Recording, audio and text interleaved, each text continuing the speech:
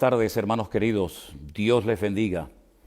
Damos gracias al Señor por una oportunidad más que Él nos da de poder estar juntos a través de este medio, en la presencia del Señor y con la palabra de Dios en la mano, después de haber orado, pidiendo dirección y sabiduría de parte de nuestro Dios, para poder dar respuesta a todas las preguntas que seguimos recibiendo cada día prácticamente a través de diferentes medios. Hoy queremos una vez más pedir al Señor juntos que Él nos bendiga, que Él nos hable, que Él nos enseñe lo que tengamos que aprender y que por supuesto, como no podía ser de otra manera, toda la gloria, la honra, la alabanza y el reconocimiento se lo lleve única y exclusivamente nuestro Señor. Oramos al Señor. Padre Celestial, una vez más, muchas gracias, Señor, por este privilegio, una vez más, que nos das de poder estar juntos en torno a tu presencia y en torno a tu palabra.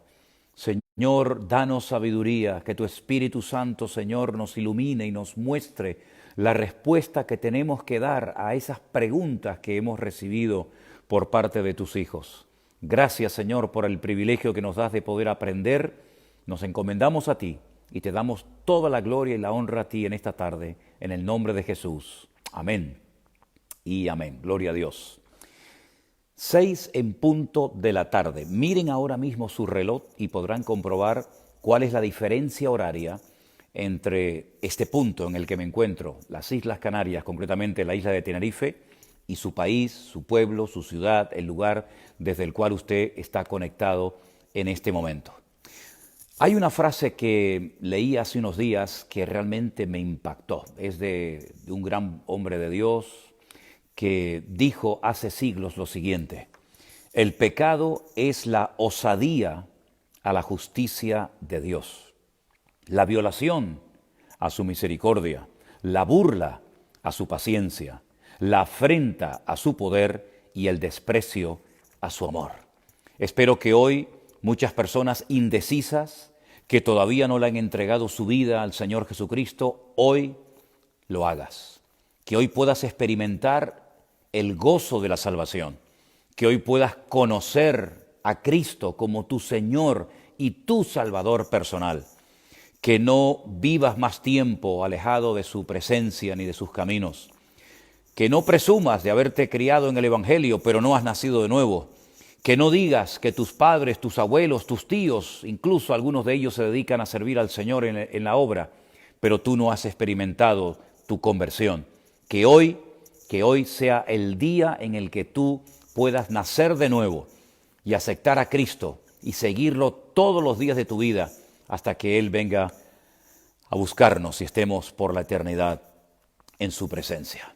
Bueno, vamos a pasar ya a responder a las preguntas que hemos recibido en estos días, y la primera de ellas tiene que ver con una fotografía de un trozo de la Biblia, concretamente del Evangelio según San Mateo, donde según esa versión de esa persona que ha consultado, que ha leído, pues resulta que lee que realmente ese pasaje de Mateo capítulo 13, donde dice la Biblia que el Señor Jesucristo tenía hermanos, sí, hermanos y hermanas, incluso nos dan los nombres, pues realmente no eran hermanos ni hermanas carnales, sino eran primas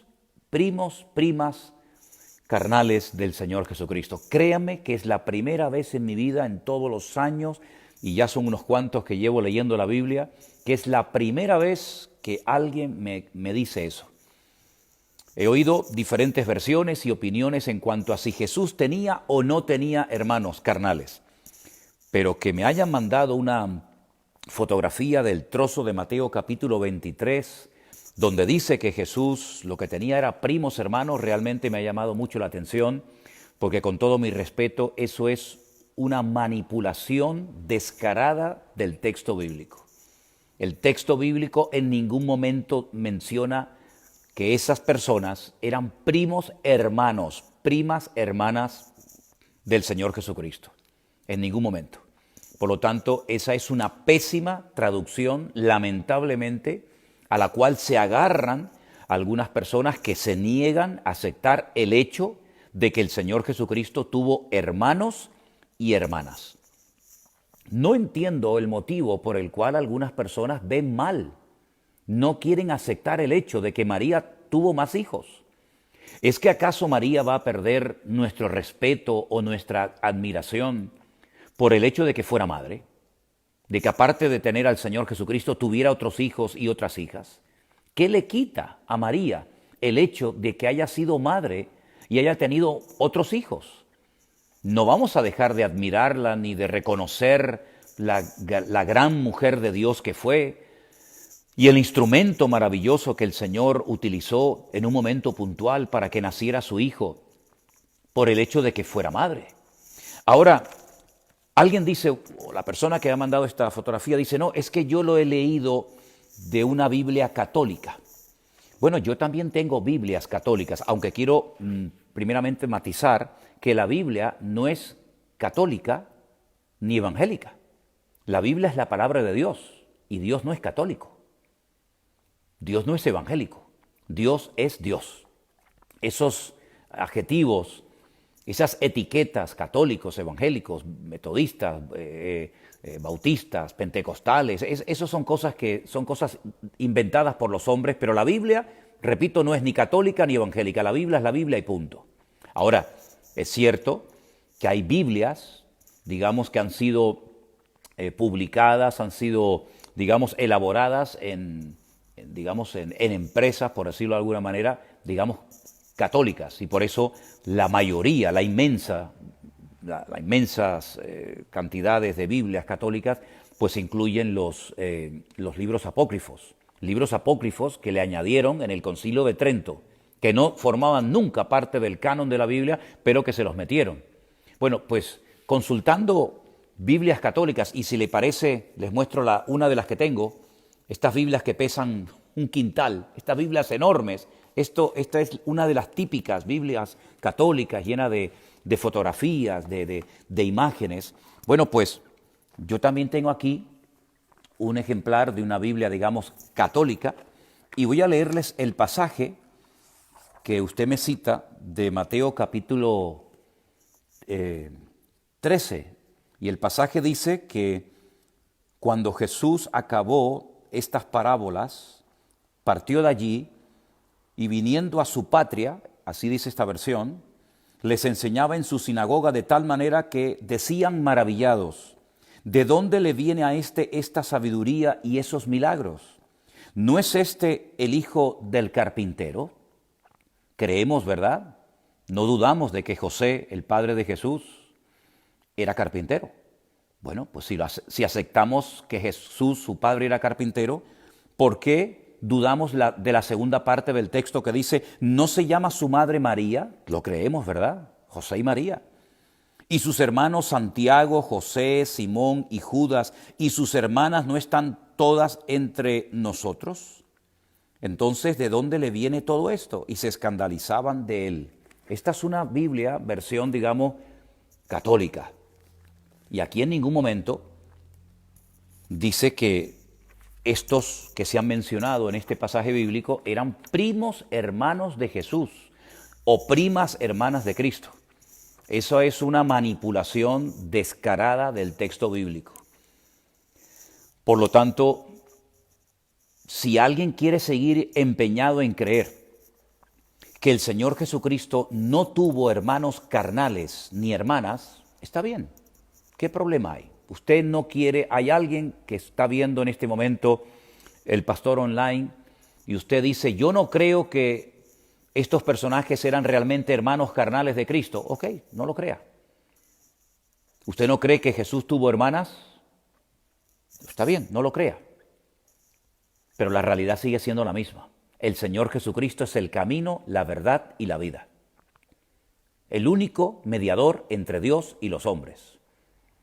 El personaje central de la Biblia no es ni José, ni María, ni David, ni Moisés, ni Pablo, ni Pedro. La figura principal y más importante de la historia, sin lugar a dudas, es nuestro Señor Jesucristo. Así que acepte usted que tuvo o no tuvo hermanos y hermanas, la realidad no cambia, sigue siendo exactamente la misma. Así que déjese de estar discutiendo, peleando y perdiendo el tiempo que si eran o no eran hermanos carnales o no. Vamos a dejar eso a un lado y céntrese en la figura del Señor Jesucristo. ¿Qué va a hacer usted con el mensaje que Él enseñó, con los mandamientos que Él estableció? ¿Qué va a hacer usted hoy, después de oír que Cristo es el camino, el único camino, la verdad y la vida, y que nadie va al Padre sino solamente a través de Él? Que no hay mediadores, ni santos, ni vírgenes que puedan hacer la obra que solamente Cristo pudo hacer. Jesús no tuvo hermanos, Jesús no tuvo hermanas. ¿Eso es lo que usted quiere creer? Muy bien, adelante. Usted es libre para creer lo que quiera, pero la realidad sigue siendo la misma. No le dé vueltas a este tema y olvídese de lo principal, porque lo principal no es si tuvo o no hermanos. Lo principal es que Cristo murió por usted en la cruz. No José, no María, no Pablo, no ningún santo, nadie, sino solamente Él murió, resucitó al tercer día, está sentado a la diestra de Dios Padre intercediendo por nosotros. Nadie más intercede por nosotros, ni los apóstoles, ni los profetas, nadie. Solamente Él es el único mediador entre Dios y los hombres. No hay otro nombre, no lo hay bajo el cielo, dado a los hombres, a través del cual podamos ser salvos. Así que esa es la realidad, eso es lo importante. Todo lo demás es secundario y es querer perder el tiempo en discusiones que al final, las gane o las pierda, al final usted tendrá que rendir cuentas delante del Señor, no por el hecho de si tenía o no tenía hermanos, sino por el hecho y la realidad de que Él fue o no fue su Salvador cuando tuvo la oportunidad de aceptarlo y de conocerlo. Bueno, y dicho esto, seguimos adelante.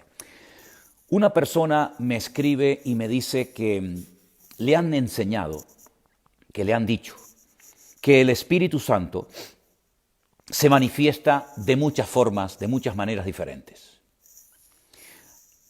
Y que estas personas que se revuelcan por los suelos y comienzan a gritar y a hacer todo tipo de locuras y de disparates, que pueden ser manifestaciones del Espíritu Santo. Un momento. Vamos a ir paso a paso. Dígame usted en la Biblia, si quiere en el Nuevo Testamento, en la época de la Iglesia, búsqueme un ejemplo de personas que gritaban como locos en las iglesias por la influencia del Espíritu Santo sobre ellos. Búsqueme usted ejemplos en la Biblia, en la iglesia de Corinto, de Éfeso, de Esmirna, de Pérgamo, de Tiatira o de la que usted quiera, incluida la iglesia primitiva, donde usted va a ver gente ladrando como perros, corriendo como locos, subiéndose a las paredes. Son auténticas locuras. Eso no tiene nada que ver con las genuinas manifestaciones del Espíritu Santo. Muchas veces la gente se manifiesta en la carne y confunden la histeria colectiva. Confunden cosas que no tienen nada que ver con la manifestación genuina y hermosa del Espíritu Santo, con manifestaciones de la carne, que lo único que hacen es dar un mal testimonio, un mal ejemplo. Pablo dijo, si incluso, fíjense lo que les dijo Pablo a los corintios, si entran indoctos, si entran inconversos a vuestras congregaciones y os ven a todos al mismo tiempo hablando en lenguas, ¿no dirán que estáis locos? Eso lo dijo el apóstol Pablo. ¿Por qué no le prestamos atención a lo que dijo este varón de Dios? El orden, la decencia es lo que glorifica al Señor. Donde hay desorden, donde una persona atrae la atención sobre sí mismo. ¿Cuántos cultos riéndose y riéndose como locos, revolcándose por el suelo? ¿Eso a quién le da gloria? ¿A Dios? ¿Al mío no? A mi Dios eso no le da honra y gloria. Eso es una vergüenza y eso no tiene absolutamente nada que ver con el Evangelio. No, pero hermano, yo he visto en internet famosos y grandes predicadores que oran por la gente y la gente se revuelca y comienzan a reírse y a reírse. Sí, yo también lo he visto. Y me avergüenzo de esas cosas. Porque eso no tiene absolutamente nada que ver con el genuino y maravilloso mover del Señor, del Espíritu Santo en una congregación. Donde se rompe el orden. Donde no hay orden y decencia, no está nuestro Dios.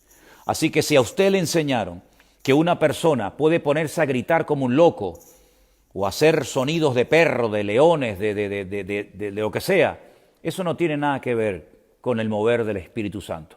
Sé que hay muchas iglesias evangélicas o algunas iglesias evangélicas donde eso es lo que llaman el mover del Espíritu Santo.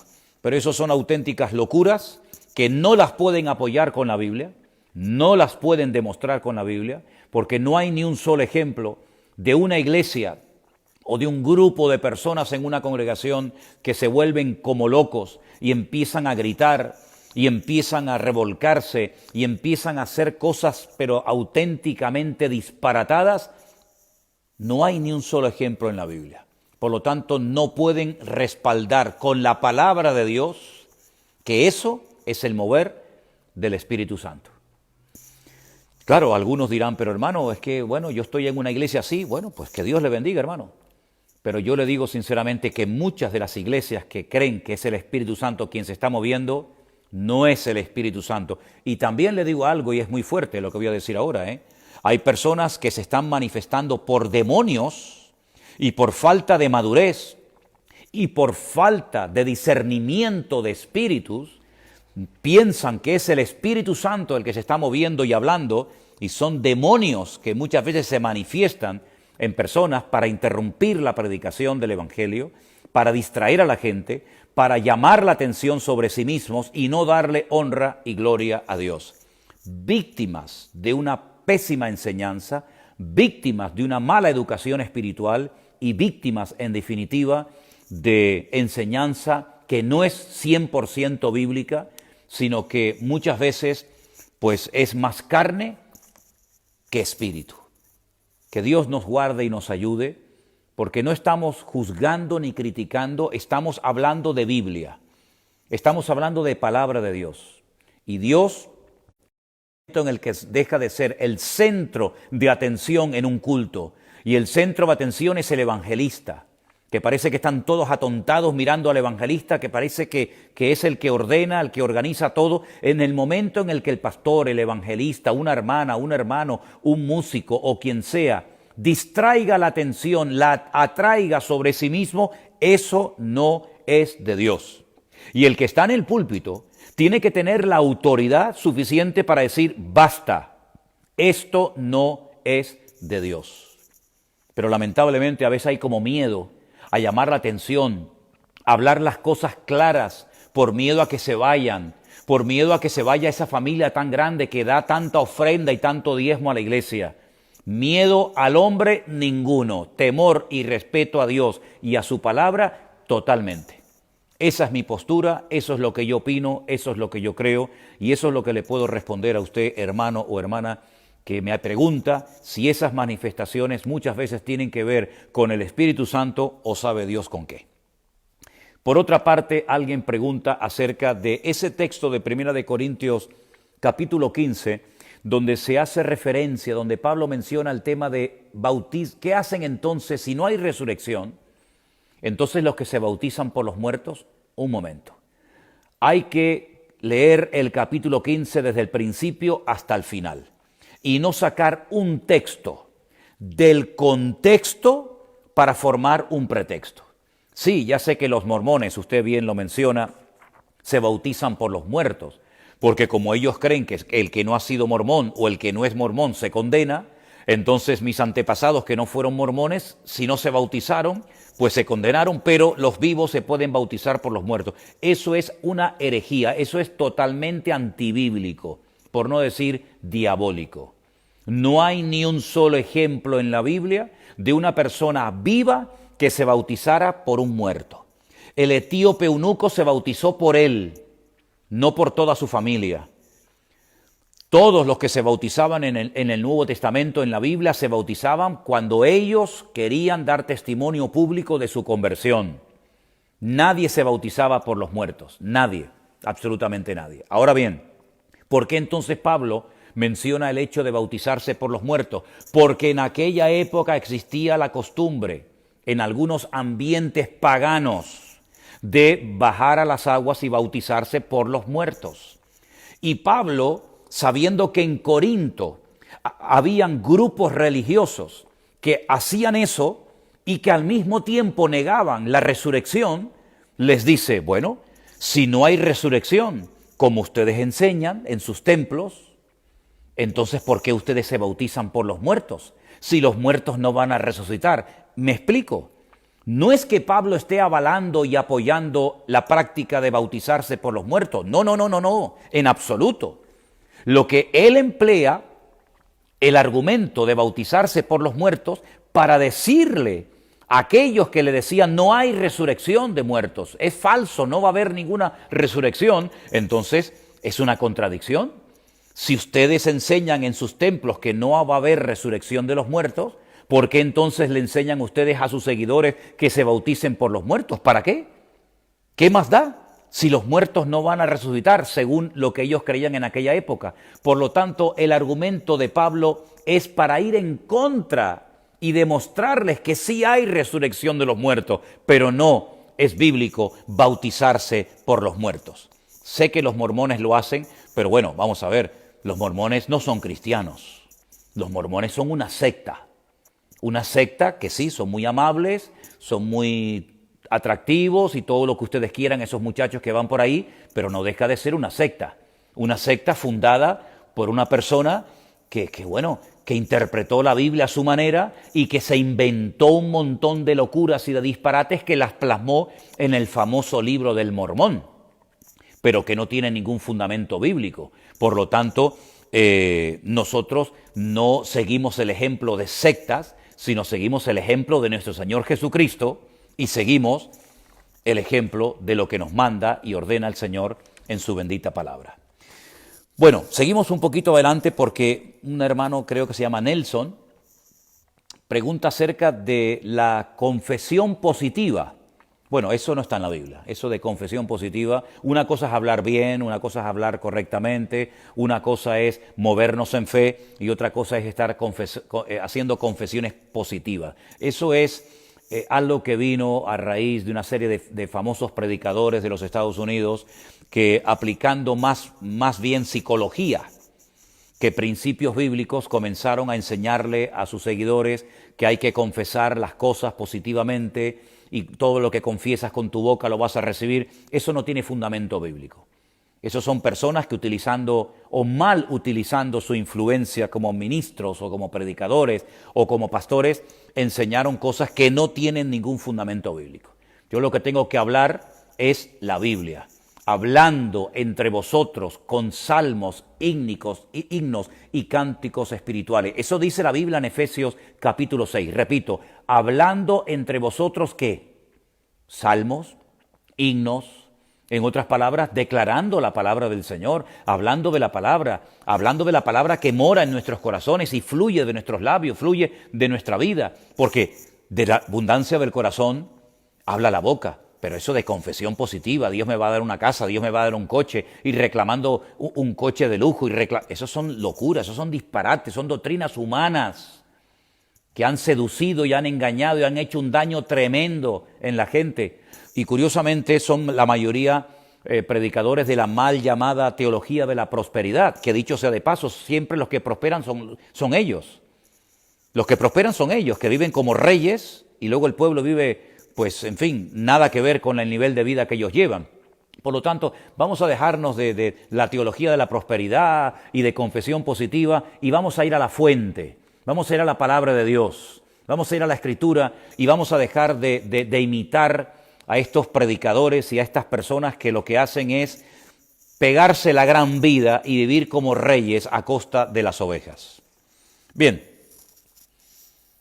¿por qué un señor llamado Uza, con Z, murió al tocar el arca? Esta historia se cuenta efectivamente, como usted bien dice, en 2 de Samuel, capítulo 6. Mire, vamos a ver.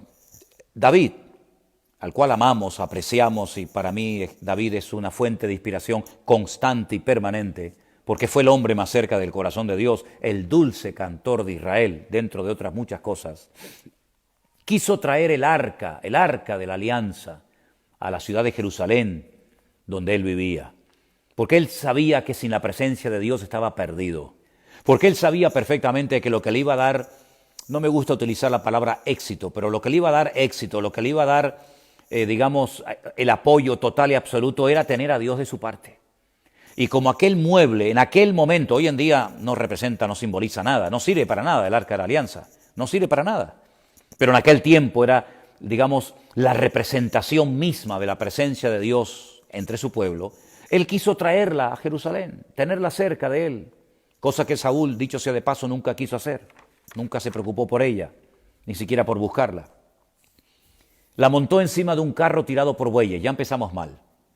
Sí, empezamos mal porque los sacerdotes tenían que haberle dicho, no, rey David, usted es el rey, pero así no es la manera, así no es la forma que el Señor nos enseñó en su palabra de cómo se tiene que trasladar, de cómo se tiene que transportar el arca de un lugar a otro. Esa no es la manera. ¿Qué quieres? ¿Llevar la presencia de Dios rápida, deprisa? Así no se mueve Dios. El arca tiene que ser llevada sobre los hombros de los sacerdotes, de los levitas. Y lo que empieza mal no puede terminar bien. Lo que empieza mal termina peor. Claro, el carro en el que era llevada el arca tropezó. Este señor toca el arca para que no se caiga y automáticamente cae muerto. Bueno, amigo, con Dios no se juega. Con Dios hay que hacer las cosas decentemente y con orden. No podemos hacer las cosas como nos da la gana. En el ministerio yo no puedo hacer lo que me da la gana.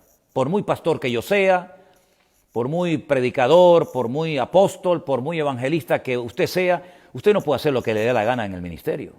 Usted tiene que someterse al marco bíblico, a hacer lo que dice la palabra de Dios. No es que como soy el pastor, pues precisamente por eso, el que más ejemplo de persona ceñida, de persona pegada a la palabra, tiene que ser el pastor. Y en este caso David se equivocó. Sí, totalmente. Él quiso traer el arca rápido, a la presencia, a su casa. La montó en un carro, ¿y quién le dijo a David que se llevaba el arca de la alianza montada en un carro? ¿Eso qué es? ¿Eso qué cosa es? Y lamentablemente Pérez Usa, para ejemplo al pueblo, murió ese día porque tampoco se podía tocar el arca de una forma tan descarada, no se podía tocar el arca así de una forma tan desafiante, y esas son las consecuencias de hacer las cosas mal. ¿Saben cuántos cristianos han llorado y han sufrido y han salido heridos y lastimados y apaleados de ciertos y determinados lugares porque se hicieron las cosas mal? Ni se imaginan. Ni se imaginan la cantidad de personas que han sufrido sin necesidad. ¿Por qué? Porque cuando nos apartamos del modelo bíblico, cuando hacemos las cosas como nos da la gana, cuando hacemos las cosas así porque yo soy el pastor y ya está, nos equivocamos y al final el pueblo sufre las severas consecuencias. Por eso llevo desde el 14 o 15 de marzo de este año, en la época del confinamiento, diciendo constantemente, vamos a la palabra, vamos a la Escritura, vamos a Dios, vamos a escudriñar la palabra de Dios. ¿Para qué? Para que hagamos las cosas decentemente y con orden. ¿Por qué el Señor paró nuestros pies? ¿Por qué el Señor nos metió a todos durante meses confiscados como si fuéramos presos, aunque libres, ¿verdad?, en nuestras casas? Para que no haya la excusa de decir, es que el pastor no tengo tiempo para orar, pastor no tengo tiempo para leer la Biblia. Ahora no hay excusa. Millones y millones y millones de creyentes estaban encerrados en sus casas, ahora podían orar, podían leer la Biblia. Espero que lo hayan hecho, porque creo que hay algunos que ni siquiera teniendo tiempo de sobra para leer y estudiar la palabra, no lo hicieron. Allá ellos, allá ellas. Pero el tiempo y la oportunidad la tuvisteis. Así que, mis queridos hermanos, vamos a la palabra. ¿Cómo hay que hacer las cosas? ¿Cómo se tiene que hacer un culto? ¿Cómo se tiene que predicar? ¿Cómo se tiene que ministrar? Trajeron el arca deprisa y corriendo y al final muerte. Y David aquel día se fue triste. ¿Por qué? Porque empezaron mal y terminaron peor.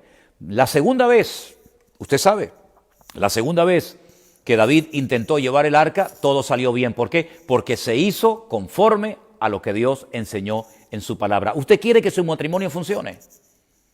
¿Usted quiere que sus hijos funcionen bien delante de Dios? ¿Usted quiere que su que su ministerio funcione? ¿Usted quiere que su negocio sea bendecido y prosperado? Haga las cosas decentemente y con orden. Ponga a Dios en primer lugar. Y entonces todo te saldrá bien, dice la palabra.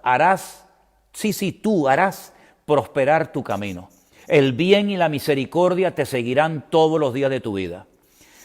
Entonces, es lo que les puedo decir. ¿Es duro que haya muerto ese señor por tocar el arca? Sí, pero escúcheme, ¿Y en el Nuevo Testamento? En el Nuevo Testamento aquel matrimonio, Ananías y Zafira, ¿se acuerda? ¿No cayeron muertos en la iglesia? ¿No cayeron muertos en el culto? ¿Por qué? Porque querían aparentar lo que no eran. Querían aparentar como gente generosa, como gente espléndida, y era mentira. Mintiendo, diciendo, no, estamos dando todo a la obra, cuando habían sustraído, pero ellos querían que la gente los reconociera y los admirara. Ay, mira, otro matrimonio que está trayendo todo a los pies de Cristo, y era mentira. Estaban dando una parte, pero estaban tratando de engañar a la congregación de que lo estaban dando todo. ¿Y qué pasó? El uno y el otro cayeron muertos. Ay, mi hermano, si hoy en día cayeran muertos en los cultos, cayeran muertos en las iglesias, los que están viviendo en desorden, en pecado, los que están viviendo un cristianismo light, sin santidad, sin compromiso, sin seriedad delante del Señor, si hoy en día cayeran muertos, se llenarían los cementerios, mi hermano. Porque lamentablemente la falta de respeto, el relajo, todo vale, no pasa nada, total es para Dios, se ha metido en muchas congregaciones y muchos cristianos viven como les da la gana, sin consultar con Dios, pero luego se enfadan cuando Dios no les bendice, cuando tienen que cerrar el negocio, cuando tienen pérdidas, se enfadan con Dios. Ah, te enfadas con Dios ahora. ¿Y por qué no le consultaste al Señor? ¿Por qué no oraste? ¿Por qué no pediste la voluntad de Dios y esperaste tranquilamente en el Señor? ¿Qué dice la Biblia? Encomienda al Señor tu camino. ¿Qué más? Confía en Él. ¿Y qué más? Y Él hará. Pero tú no consultaste, tú no encomendaste al Señor tu negocio, sino tú le informaste, ¿sí? Tú le informaste al Señor, pero no le consultaste. Y cuando no le consultamos al Señor, ni esperamos en Dios, amigo, después no te quejes de que las cosas vayan mal. Mire, si usted está viviendo en desorden, si usted está viviendo con un hombre que no es su marido, si usted está viviendo con una mujer que no es su esposa, si ustedes no están legalmente casados, ¿cómo te enfadas con Dios cuando no te salen bien las cosas? Si estás viviendo en pecado, si estás viviendo en desorden, arregla tu vida, ponte en orden delante de Dios y después ya verás que te van a venir bendiciones hasta sin pedirlas. Sí, te van a venir bendiciones que ni las has pedido, ni las has buscado. Pero cuando estás en orden con el Señor, el agua, la bendición, la luz de Dios viene a tu vida. Porque Dios es galardonador. ¿De quién? De los que le buscan. Bueno, seguimos adelante, si les parece. Hay una persona que por lo visto hizo algo mal antes de conocer al Señor, entiendo yo. Hizo algo que estuvo mal.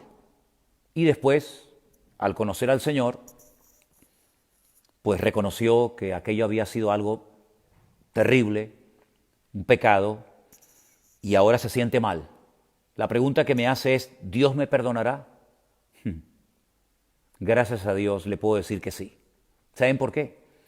Porque cuando hay un genuino arrepentimiento, repito, un genuino arrepentimiento, el Señor siempre va a perdonar.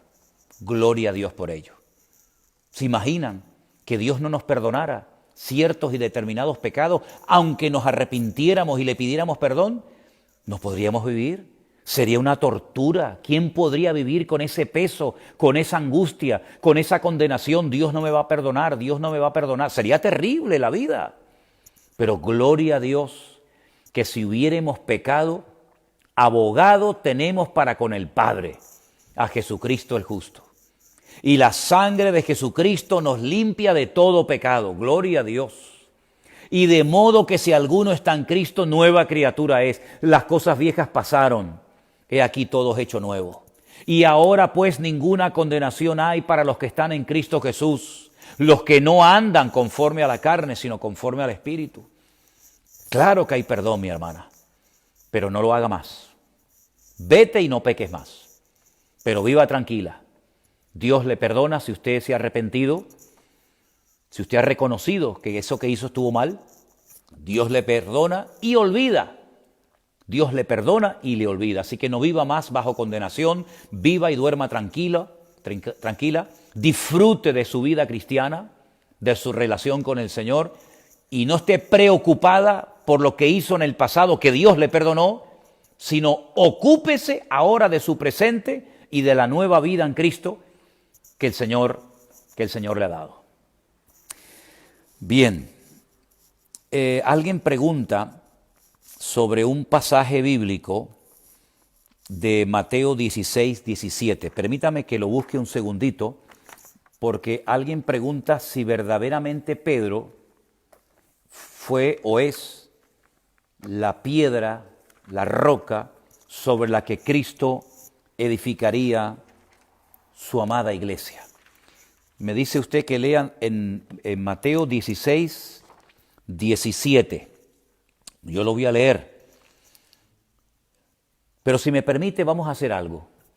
Como esta es una historia que no empieza en el versículo 17, sino empieza en el versículo 13, vamos a leer toda la historia completa para no sacar textos fuera del contexto y hacer pretextos. ¿Le parece? Si tiene su Biblia a mano y quieren leerla juntamente conmigo, estoy en Mateo 16, 13. Viniendo Jesús a la región de Cesarea de Filipo. Eso está bien al norte de Israel, ¿sabe? Bien arriba. Yo estuve allí en varias ocasiones. Pero esa ciudad hoy en día se conoce como Banias, no como Cesarea de Filipo. Le preguntó a sus discípulos diciendo, ¿quién dicen los hombres que es el Hijo del Hombre? Esa es la pregunta que el Señor le hizo a sus discípulos allí, en Cesarea de Filipo, donde había un culto al dios Pan, un lugar de paganismo, de idolatría terrible, donde pasaban por el fuego a los hijos, bueno, algo tremendo. Allí en aquel lugar el Señor dice, ¿quién dicen los hombres que es el Hijo del Hombre? ¿Sí? ¿Qué dicen de mí? Ellos dijeron, unos, Juan el Bautista, otros Elías y otros Jeremías o alguno de los profetas. Como que se habían reencarnado en la figura del Señor, ¿verdad? Y él les dijo, ¿y vosotros quién decís que soy yo? Todos callaron, menos uno, Pedro, Kefas, como es su nombre original. Simón Pedro dijo, tú eres el Cristo, tú eres Mashiach, tú eres el ungido, el Hijo del Dios viviente. Tremenda declaración, ¿eh? Tremenda declaración. Solamente él lo dijo, ni Juan, ni Tomás, ni solamente Pedro. Entonces Jesús le respondió a Pedro, bienaventurado eres, Simón, hijo de Jonás, porque no te lo reveló carne ni sangre, sino mi Padre que está en los cielos. Pedro habló en ese momento por revelación, por inspiración divina, y confesó que Jesús era el Mesías, el Cristo. Y le dice el Señor a Pedro, y yo también te digo que tú eres Pedro, Petros. En griego es la palabra Petros. Y sobre esta roca, y la palabra es diferente, sobre esta Petra, fíjense cómo en griego, en el texto griego, podemos entender la diferencia y podemos entender lo que realmente el Señor Jesucristo le dijo a este hombre, a Pedro. Tú eres Petros, o Pedro en español, y sobre esta Petra, no sobre este Petros, no sobre ti, sino sobre esta roca, es decir, sobre esta tremenda declaración, sobre esta tremenda revelación que mi Padre te ha dado hoy, sobre esa declaración edificaré mi iglesia y las puertas del Hades no prevalecerán contra ella. Es decir, Pedro en ese momento fue usado por el Señor de una forma magnífica, haciendo una declaración que ningún discípulo se atrevió a hacer, pero él sí.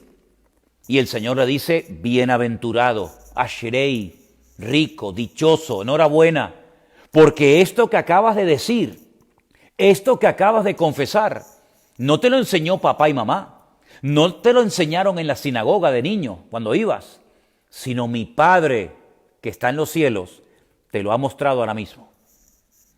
Y sobre esto que has dicho, sobre esta Petra, sobre esta contundente declaración, yo edificaré mi iglesia. Y a las puertas del infierno, Satanás no podrá contra ella, no podrá destruirla. Oye, se ha cumplido al pie de la letra, porque 2000 años lleva el diablo tratando de destruir a la iglesia y no ha podido. Y no ha podido. Y las armas de nuestra milicia no son carnales, pero son poderosas en Dios para la destrucción de fortalezas. Es decir, Pedro no es la roca sobre la cual Cristo edificó la iglesia. Si eso hubiera sido así, la iglesia hubiera sido fundada sobre un hombre de carne y hueso, y la iglesia no hubiera podido soportar todo lo que ha tenido que soportar en estos 2000 años. Pero el Señor Jesucristo, como bien sabemos los que estudiamos la palabra de Dios, no edificó su amada iglesia, su iglesia eterna, fiel y verdadera, no la edificó sobre un hombre, sino la edificó sobre la declaración que hizo ese hombre en ese momento, sobre esa roca, sobre ese pilar, sobre ese fundamento, sobre esa verdad recién declarada por la boca de Pedro. Sobre esa verdad el Señor Jesucristo edificó y sigue edificando a su iglesia, y por eso la iglesia ha podido permanecer firme estos 2000 años y seguirá firme hasta el final, porque el diablo, las puertas del infierno, que es lo que significa, no prevalecerán, no podrán destruir a la amada iglesia del Señor Jesucristo. Un milagro que la iglesia 2000 años después se mantenga en pie. Y miren, hoy, 18:41 de la tarde en las Islas Canarias, estamos a través de las redes sociales conectados con más de 1400 puntos diferentes, hablando de qué, del Señor, de la Iglesia, del Espíritu Santo, de la Biblia, lo cual es prueba más que evidente que muchos imperios han desaparecido, pero la Iglesia sigue en pie. ¿Dónde está el Imperio Romano? ¿Dónde está el Imperio Español? ¿Dónde está el Imperio Británico? El Imperio Medo-Persa, el Imperio Griego, el Imperio de los Caldeos, de los Babilónicos. ¿Dónde está? ¿Dónde está el Tercer Reich de Hitler, que dijo que duraría 1000 años? Todos desaparecieron. El pueblo de Dios sigue en pie, en victoria, más fuerte que nunca. Aunque algunos sigan criticando a la iglesia, diciendo que la iglesia está muy mal, que la iglesia está fatal. Bueno, gloria a Dios que no todos estamos mal y no todos estamos en desorden y en pecado, sino que hay miles, millones de hermanos que amamos al Señor y que intentamos, por lo menos intentamos y nos esforzamos cada día por agradar a nuestro Dios y cumplir con su voluntad. Hermanos, hay otras preguntas, pero el tiempo vuela y yo no quiero cansarles, no quiero aburrirles, porque yo sé que ustedes nos aman y tienen mucha paciencia, pero llevamos mucho tiempo aquí y me gustaría terminar este tiempo con una oración. Que Dios les bendiga. Es para nosotros un privilegio el saber que ustedes están ahí. De hecho, estamos aquí porque ustedes nos lo piden y quiero una vez más dar gracias desde lo más profundo de mi corazón y en nombre del ministerio que represento a todos los hermanos que sin conocerlos personalmente han decidido en su corazón en momentos puntuales apoyar con sus ofrendas, con sus diezmos este ministerio. No tienen por qué hacerlo, nunca se lo hemos pedido a nadie, pero ustedes lo han sentido en su corazón y nosotros les agradecemos de todo corazón el amor que profesan, que manifiestan con sus mensajes, con sus aportaciones hacia este ministerio. Que Dios les bendiga grande y ricamente. Sigan orando por nosotros. Que Dios nos dé fuerzas, que Dios nos dé sabiduría y denuedo en la palabra para predicar a tiempo y fuera de tiempo su palabra. Y a ustedes también les pido que prediquen la palabra. Nosotros oramos cada día por ustedes. Antes de este tiempo estuve orando para que el Señor bendijera, para que el Señor usara este tiempo del pastor online y trajera luz y trajera consuelo y ánimo y fortaleza a nuestras vidas. Que Dios les bendiga. Gracias por haber estado con nosotros. Les mando un saludo y me alegra mucho cuando veo todos esos dedos y todos esos corazones que no paran de pasar y pasar y pasar por la pantalla.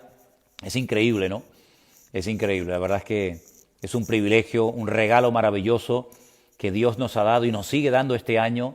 Estamos ya a la vuelta de la esquina, parece mentira, ya estamos en noviembre, penúltimo mes del año 2020, un año raro, un año difícil, un año duro, pero de verdad, un año glorioso, un año en el que hemos visto la gloria de Dios como jamás en nuestra vida podíamos habernos imaginado. Y vamos a terminar este año en victoria. Sí, hermano, sí, vamos a terminar este año en bendición. Aunque aquí en España, no sé, en sus países no nos dejan movernos de un lugar a otro y algunos dicen, ¡ay, qué fiestas más tristes! No, tristeza ninguna. El gozo del Señor es nuestra fortaleza. Y mientras el Señor esté con nosotros, ¿quién contra nosotros? Ni la muerte, ni la vida, ni ángeles, ni principados, ni lo presente, ni lo porvenir, ni nada creado nos podrá separar del amor de Dios que es en Cristo Jesús, Señor nuestro. Iglesia, adelante. Dios está con nosotros como poderoso gigante. Con nosotros está el Dios de Abraham, de Isaac y de Jacob. La sangre de Cristo tiene poder y en su nombre hay victoria. Así que adelante, amado hermano, que Dios nos bendiga a todos en este día. Padre Celestial, gracias de todo corazón por este tiempo que en esta tarde nos has permitido pasar juntos. Bendigo a mis hermanos. Gracias por cada uno de ellos. Sigue bendiciendo y avivando tu obra. Sabemos que las puertas del Hades no prevalecerán contra la iglesia.